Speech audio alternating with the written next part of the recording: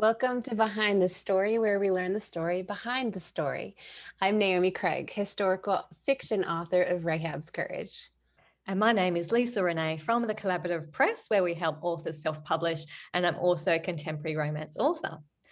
On last week's show, we had Tabitha Baldwin, and she had a giveaway for her new release, Stealing the First Mate. So the winner is in our show notes, to check out if your name is in there.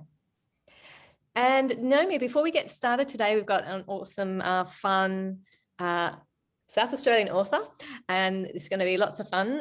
But before we get on to that, let's just catch up with each other. Tell me what you've been up to this last week or two. Yeah, absolutely. I've been actually booking podcasts for my release coming out later this summer. So I've already done a couple. It's a lot of fun. I enjoy getting to know the hosts and just having a good chats about Christian fiction. So it's really been a lot of fun. So how about you? What are you working on? You're coming up on your release here soon. Yeah, I should have been booking some podcasts too, but and some blog posts. Yeah, so I've nearly on the end of No Filters, just about to come out, and so I wanted at the back of the book as well, like a link to the next book. So I've got my pre-order up for another series I'm doing. It's going to be a rom-com series, and so I did a novella for that early in the year. I did speech to text for that one too. And so that's some side characters, an engaged couple that's in the first book. And so it's their story. So it's a lot of fun.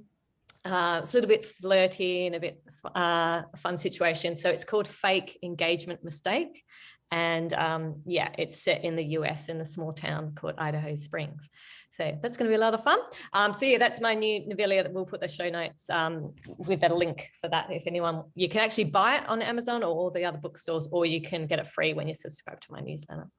So yeah. So for your preview, do you have the entire thing for free as a sneak peek, or do you just have like a couple of chapters and then they have to come find you? Or so this novella is 14,000 words. So it's 6 chapters. It's a complete story. And yeah, so it's kind of fun. And the characters from a couple of the guy characters from the first book of the series, they are in this novella. So they're introduced, in the town and the town gossip and all that kind of stuff. Mrs. Baxter, the town gossip. A few characters are introduced and that kind of stuff. So yeah, it's been lots of fun. Now, Naomi, you would like to introduce our guest? I would, and I realized you're gonna have a lot of fun with this. This is such a fun interview, but I'm probably gonna say her last name wrong, so you'll have to help me on that one, Lisa. Because she said it, and I was like, oh, is that how you say it? Oh, okay. Kind of like Resce. Yeah, was it Resce or Risk? I didn't. Yeah, I thought it was Risk, but yeah. Okay. Anyway. I was just making when she says her name at the very end, that's how you say then it. You will know. I guess it's not just an American thing, so I apologize. Our guest today is South Australian author Meredith Resce, and has been writing since 1991. She has had books in the Australian market since 1997. Her series Heart of Green Valley was published in Australia, the UK, and the US. Meredith also speaks on issues relevant to relationships and emotional and spiritual growth. She co-wrote and co-produced the 2007 feature film production Twin Rivers with her husband, Nick. Meredith has worked in Christian ministry since 1983. Meredith, they both have 3 adult children, 1 daughter and 2 sons. Meredith, thank you so much for joining us on Behind the Story. All right. Well, thank you for having me, Lisa and Naomi. It's a real privilege to be asked. And I would want to thank you guys for doing this show. This is excellent for us indie authors. Thanks very much. No problem. Well, so I've been getting to know Meredith recently. We're doing some projects in the future. And I just loved her stories, that she writes some rom-com, but she actually has such a large career. And so I just want that for those that aren't familiar with you, Meredith, can you just tell us a bit more about you and what you write? Well, Lisa, I've been writing for many, many years. I've been published since 1997.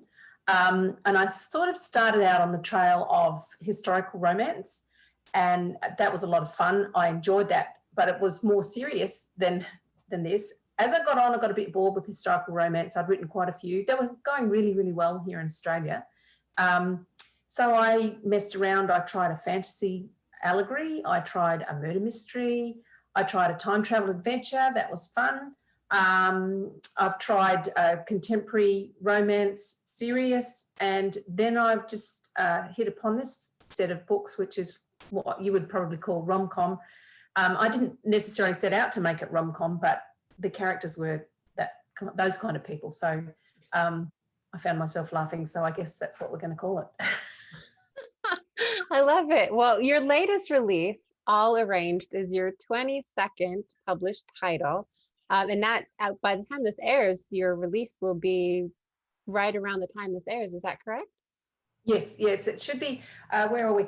It'll be on the 14th of June. Excellent. So by the time this airs, it will have been brand new, right out. You can get it right away. So tell us what sparked the series, this All Arranged series. Well, it's actually, I'll show you the first one in the series so you can have a look. It's called the Luella Linley License to Meddle series.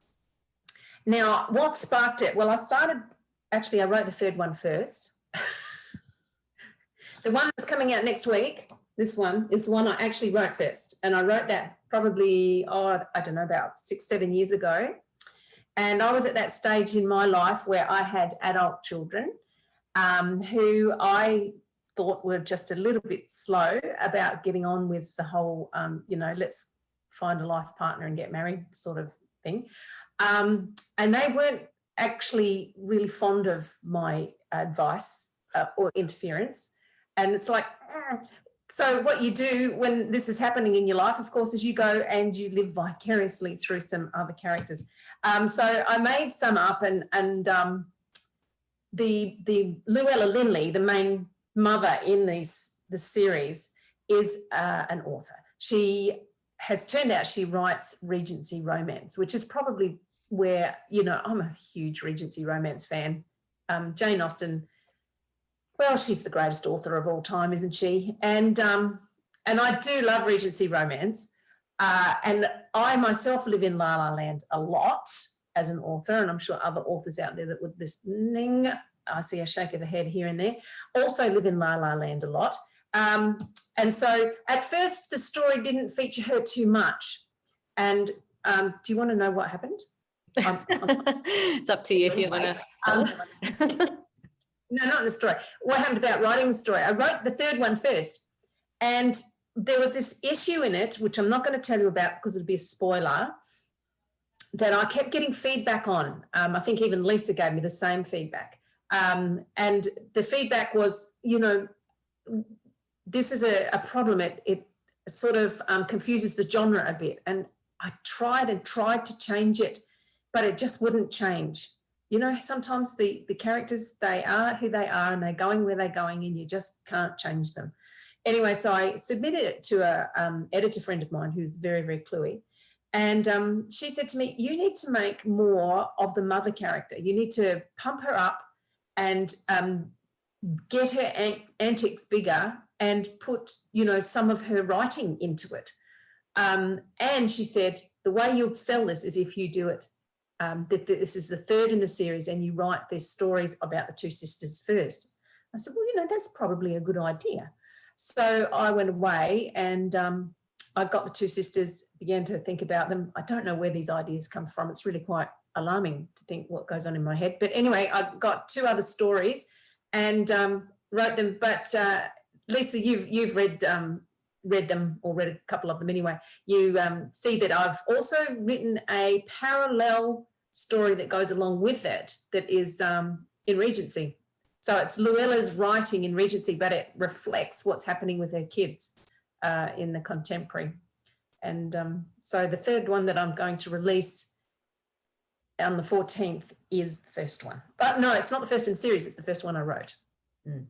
Awesome. And there's also a story about the covers. I know sometimes with rom-com, like we try to look for graphics or so people know right out that it's got that sort of rom-com feel, but you found a bit hard to find exactly what you wanted. So what did you do with some of these covers? Well, I started out, my daughter-in-law's a bit of an artist, and I did a Pinterest board, and I was looking at all the rom-com covers that are out at the moment. It's all very hand-drawn and very, hand-drawn characters and freehand sort of writing, and it all looks really cool and everything like that. And I thought about that, and I was going to go that way. I messed around with it a bit with my daughter-in-law, but then this idea had always been in my mind because if you have a look, oh, wrong one, sorry. This idea had always been in my mind because it's about an author. I've got, the background is like note paper. I don't know if you can see that, lined note paper. And I try to do the font as like it's a handwritten, like she's just writing notes, and that these are actually ideas that she's cut out and pasted on there, and then she's drawn arrows and one thing and another. And you'll see this is like a typewriter font.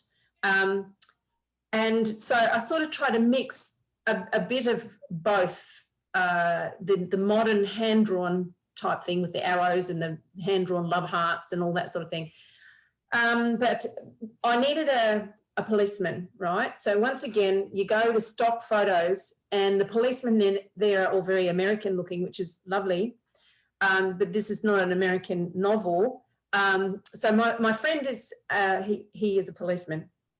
He's also a writer. I'm trying to get him to write. He's actually a really good writer. And actually all of the police scenes in here, spoiler alert, I sat with him and I said, this is what happens, this is what happens. Please, I want you to tell me exactly what happens, step by step, police scene, police procedure, police scene, which is, he's helped me with that. But anyway, so I dragged him around to my place one day and we took photos of him in his South Australian police outfit. You will notice here that the gun is absent because he wasn't allowed to bring the gun for the photo shoot. So your daughter is a photographer, did you say? My daughter-in-law took this one. Yeah. Okay, yep. And so the other one's a stock photo of the woman. And what about the other cover? Do you have any other friends that posed for you? Not in this series. In the other series I did, but this one here, my tradie, and I understand tradie is an Aussieism, which is short for tradesman, which could be, I'm going to say, a chippy, a sparky. A chippy is a carpenter, a sparky is an electrician. What else do we have? Anyway, a brickie could be a brickie, which is a bricklayer. Tradesman is called a tradie. So anyway, I looked on stock photos for a tradesman, and all the tradesmen on stock photos look like Bob the Builder, and nice plaid shirts, it would have gone with a rom-com star, but it's not very sexy. Bob the Builder. Just so you know, a plaid shirt is a flanny. But anyway, I wasn't going for that. The Bob the Builder with a very pristine tool belt. It was lovely, pristine, lovely plaid shirt. He looked like Tim the Toolman Taylor's, what was the fella on that show? Tim Taylor. Yeah, his other friend. Tim Allen. Yeah. Al Borland. Al. He looks, dressed like Al. No, it was. Yeah.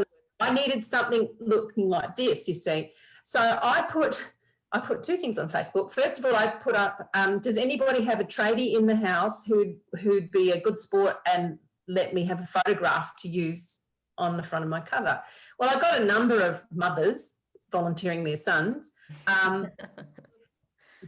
This one here was from Kate Meredith. Actually, I believe she's a writer as well. And she said, oh, my husband, he's really, really hot. She says, I'll take a photo. So she sent photographs across the so funny. I have to say Kate's husband is an excellent sport. And then I had to send her back and talk to her about lighting and one thing and another. Anyway, so and the background and all this. So she's organised. I said the iPhone wasn't high enough resolution, so she got a friend to lend her a camera. And anyway, so long story short, I got this photograph. So then I put it up on Facebook. I don't know why. Oh no, my brother-in-law said to me, this is very disturbing, he said. the shirt is not ironed. What? And ironed? Come on, it's a tradie. Yeah. It's not Really? very professional. And so I put it up on Facebook and said, what do you think about the fact that my tradie's shirt isn't ironed? Well, I got a flood of responses, didn't I? About 117 people. 95% of them said, oh, don't iron a tradie's shirt. That would look ridiculous.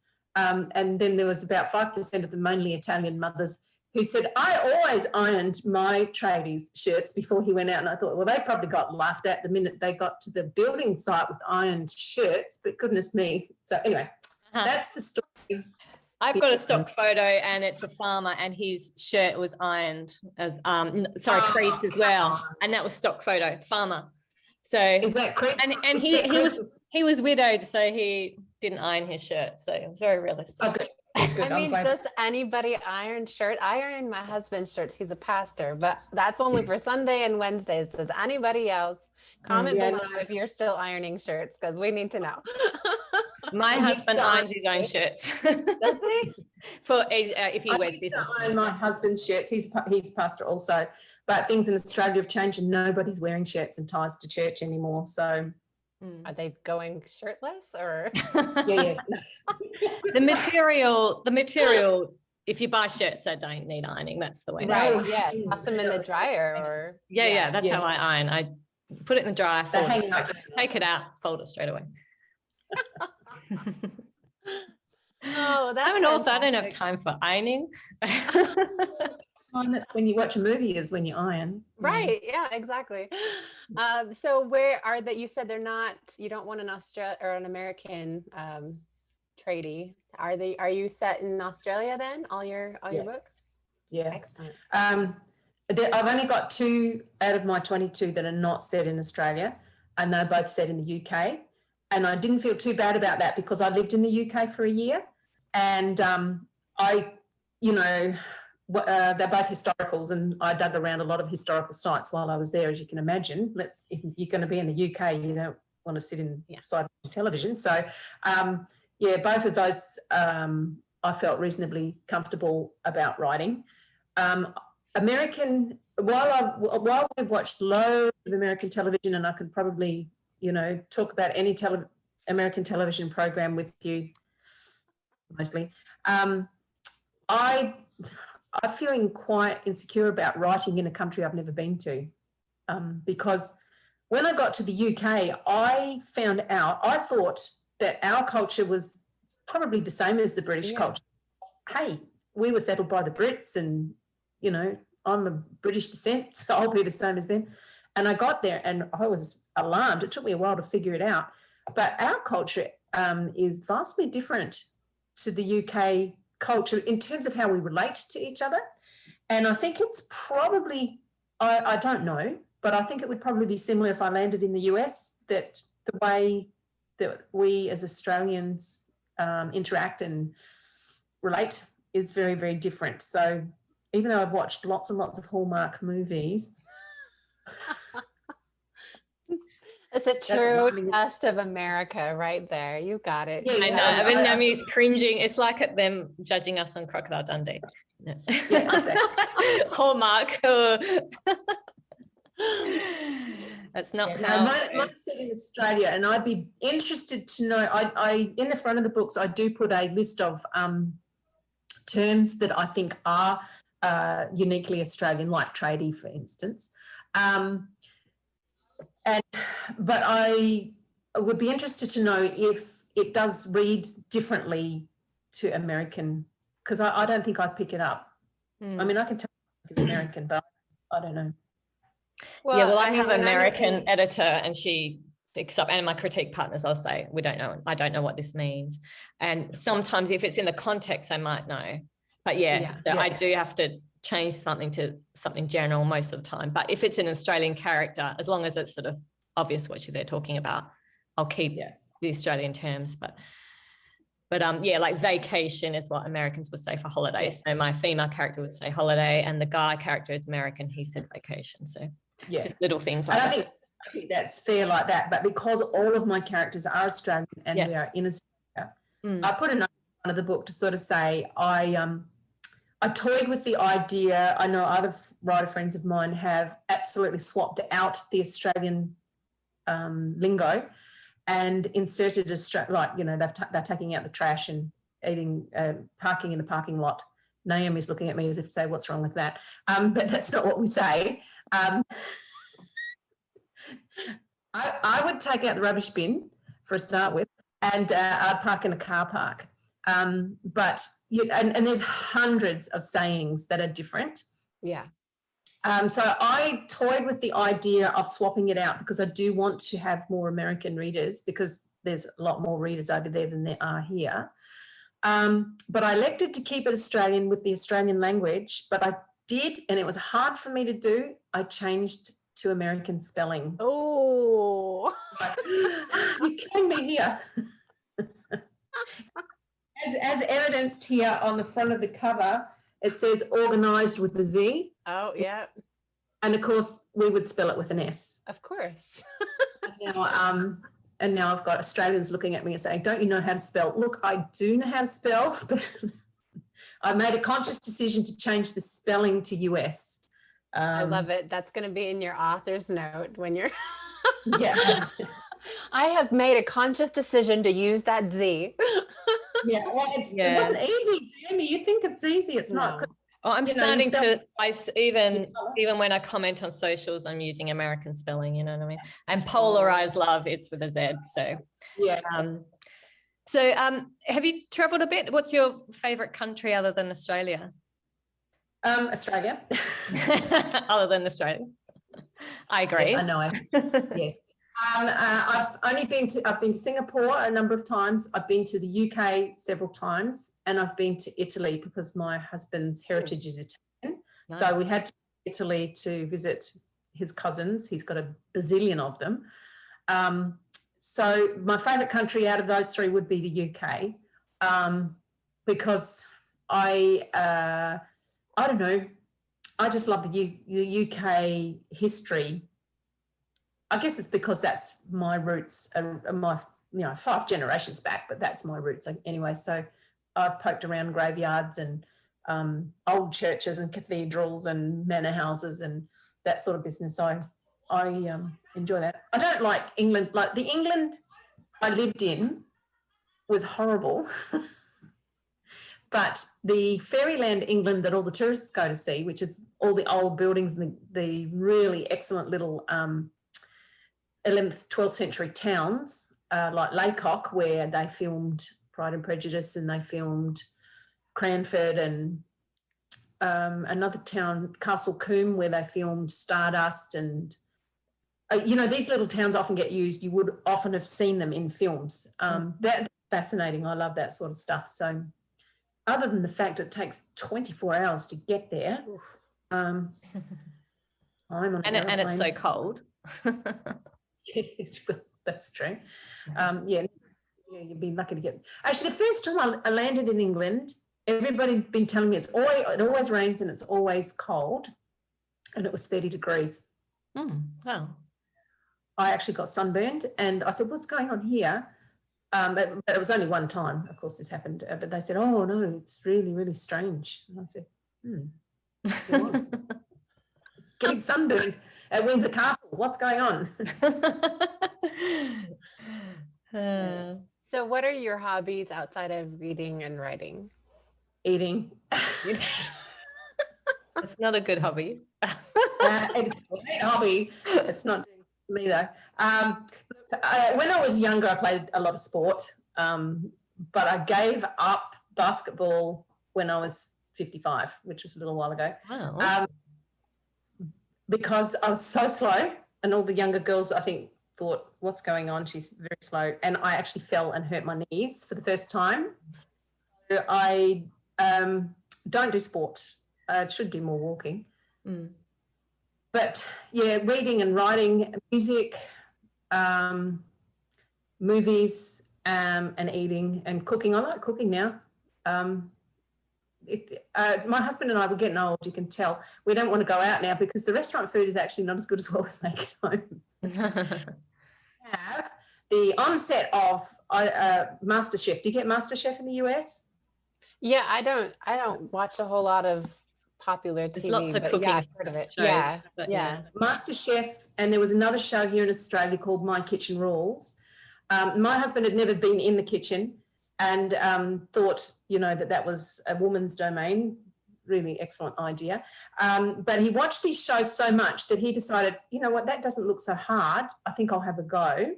It took him 2 years, but after he had a go. Now he likes cooking and he stands over my shoulder and tells me what I'm doing wrong, which is very annoying. But we like to cook because we like to eat. Mm. Yeah, that's it. My husband likes to eat too, but I don't like to cook anymore. Oh dear, I'm just getting old. And grandchildren, I like grandchildren. Oh yes, that's a hobby. That's a second job, babysitting. Yeah, well, it would be they live a little bit far away, and I don't see them that often, unfortunately. But I was kind of hoping I'd be busier with it. I think I'm going to be busy. With 7 children, I'm bound to have about 21 grandkids. There's no point doing much to my house. It's just going to be trash all the time. You've had your full of children probably by the time you get I got to learn how to look after yourself. Knit booties. No. Okay. So 22 books ago, what inspired you to start writing in the first place? My husband put a ban on me buying new books. That's what inspired. Well, I'm going to write them then. And then you're never going to see me. It was back, when did I start? 1991. Were either of you born then? Yes. Yes. I just found out about Christian fiction. Janet Oakey was the first. I don't know if that's how you pronounce it, but anyway, that's how I've always pronounced it. Janet Oakey. Her books had made their way into our small Christian bookshops here, and I discovered it and I thought, oh, I love this. And so I'd read one and then I'd trundle back and I'd buy another one and I'd buy another one, and I was just building. And of course she had quite a lot out. And then I started to read, who did I read after Janet? I can't remember. Anyway, authors at the time, Bodhi Taney, I was all of hers. And anyway, my husband said to me, we were young children, you're buying too many books, you don't need all these books, you're not buying any more. Right, excellent, thank you very much. And I was annoyed by that, of course, because it was just a new habit that I'd got into, is buying Christian fiction books. And one day, I tell you what happened, I was ironing and I was quite annoyed about something, and something came into my head which actually used to happen all the time, but I didn't know it happened all the time. As we were pastors, we were youth pastors and then pastors. I can't remember what stage of life we were in, but if you've done pastoring, obviously, Naomi, you worry about people, or you're concerned about people who you within your pastoral connection.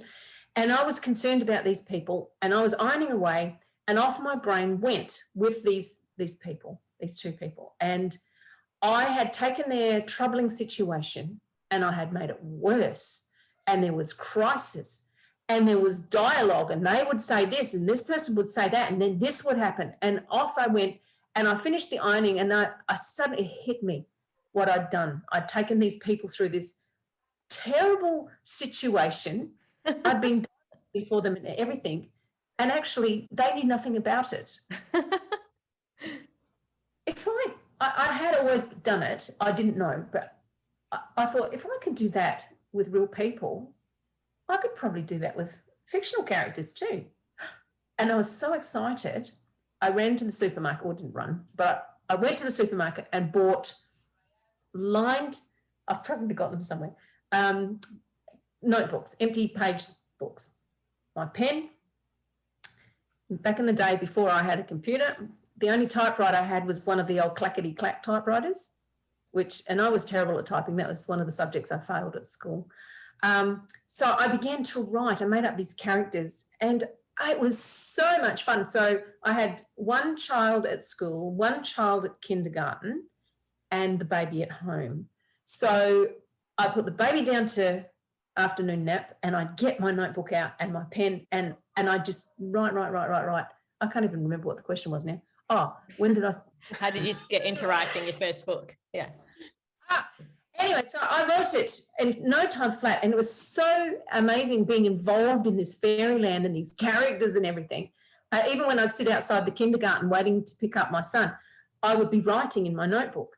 I thought, oh, everybody's just going to love this. This is so exciting.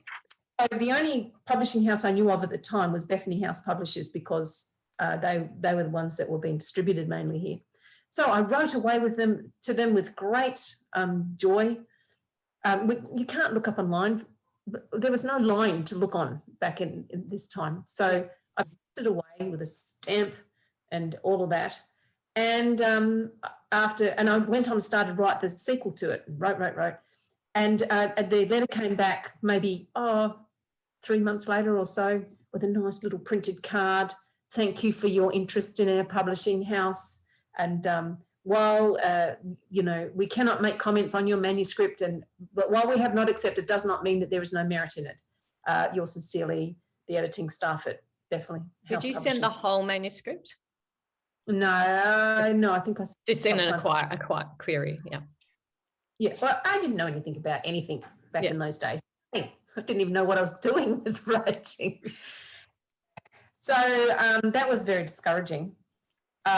So I thought, fine, I'll write a different sort of story. So then I went and changed and wrote another story, and I was just writing. Now I had written in notebooks, and I had got to the one number 9, I think it was.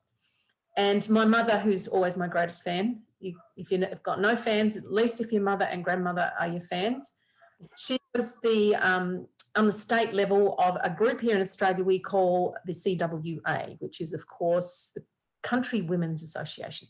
I don't know if you have something similar in the US, but she was on the state level of this organisation, and they had a magazine. So she had submitted a couple of short stories of mine to the magazine, which they'd published.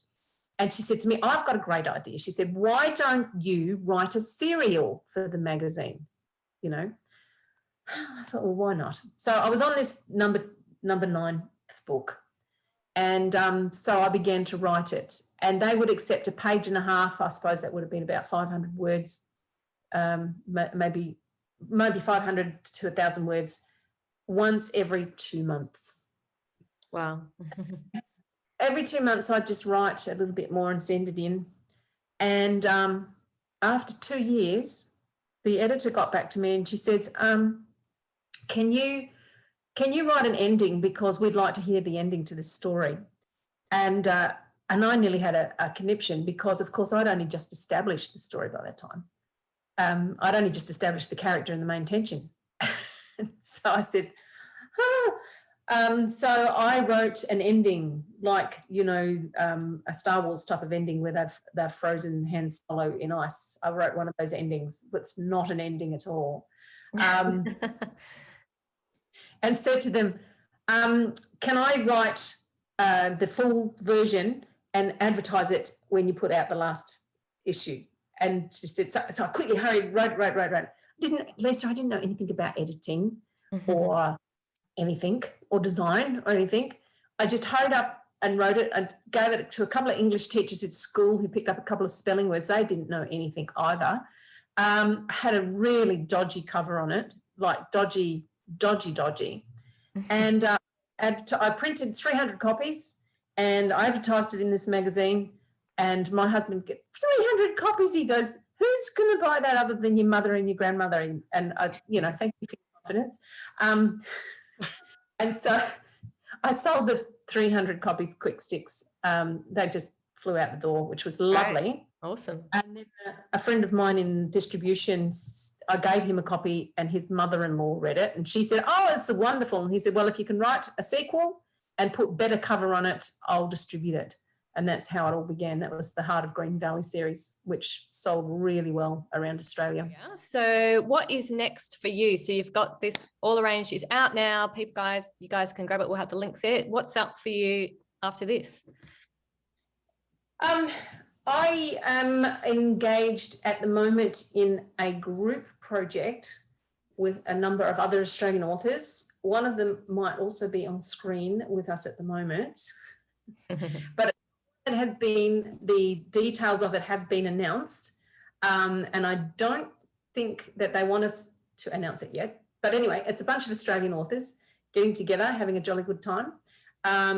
Contemporary. I'm going to try to make it lighthearted again, like with this series that I've just finished, because I've enjoyed the lighthearted aspect of writing.